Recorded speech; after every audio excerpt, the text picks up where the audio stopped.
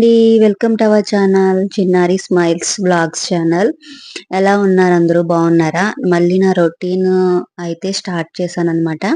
మా శశాంక్ని స్కూల్ దగ్గర దించి రావడం, తర్వాత వచ్చిన తర్వాత నేనైతే టిఫిన్ చేసుకోవడం ఇవన్నీ కూడా షూట్ చేశాను అనమాట. చాలా రోజుల తర్వాత ఫుల్ బ్లాగ్ అయితే అప్లోడ్ చేస్తున్నాను. ఈరోజు పిల్లలు టిఫిన్ అయితే పట్టుకెళ్ళలేదండి. ఎగ్జామ్స్ జరుగుతున్నాయి, ఇంకా లంచ్ బ్రేక్ ఉండదంట.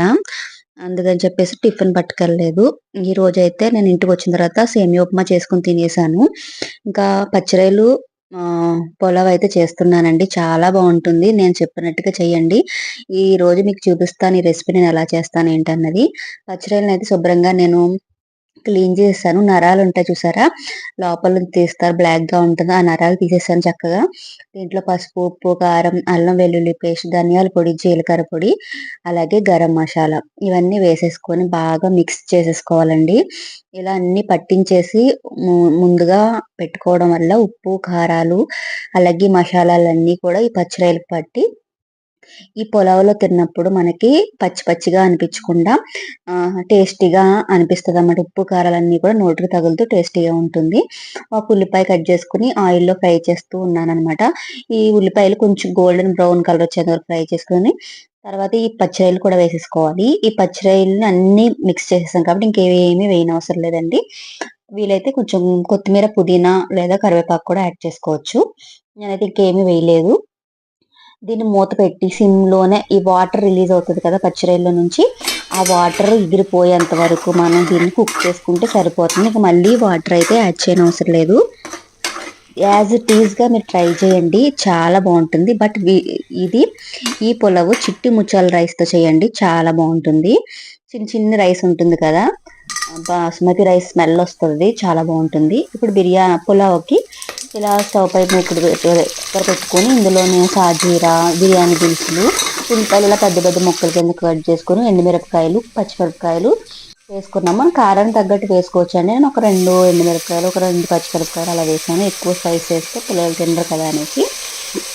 అలాగే ఈ రైస్ చిట్టి ముచ్చల రైస్ వండేటప్పుడు ఏం చేయాలంటే ముందుగా కడిగేసుకొని ఆ వాటర్ అంతా తీసేసి అలా పెట్టుకోవాలన్నమాట.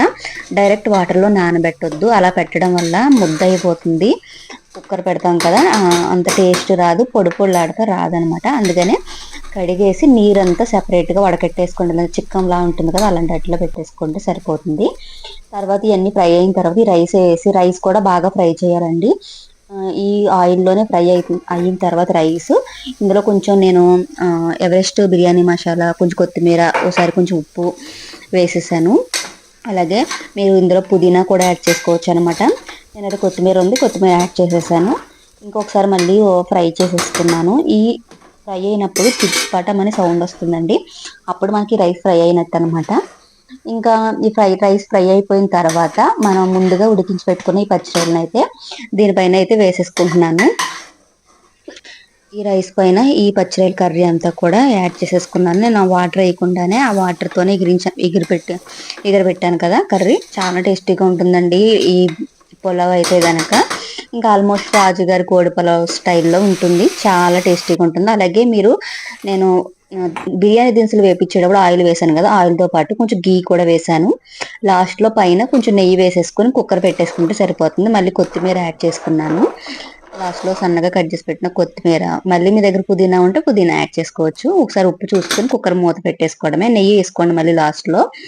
చూడండి, కుక్కర్ విజిల్స్ ఒక 3 విజిల్స్ తర్వాత బాగా చల్లారిన తర్వాత మూత తీసి చూస్తే మనకి పచ్చిరొయ్యల పులావ్ అయితే రెడీ అయిపోయింది. చిట్టుముచ్చాల రైస్తో పొడి పొడిలాడుతూ అస్సలు ఎంత టేస్ట్ ఉందంటే అసలు చెప్పలేను. ట్రై చేయండి మీరు ఒకసారి, ఇలాగా ట్రై చేసి అప్పుడు కామెంట్ చేయండి. ఎలాంటి వాళ్ళైనా ట్రై చేసేయచ్చండి, చాలా సింపుల్ గా చెప్పాను కదా.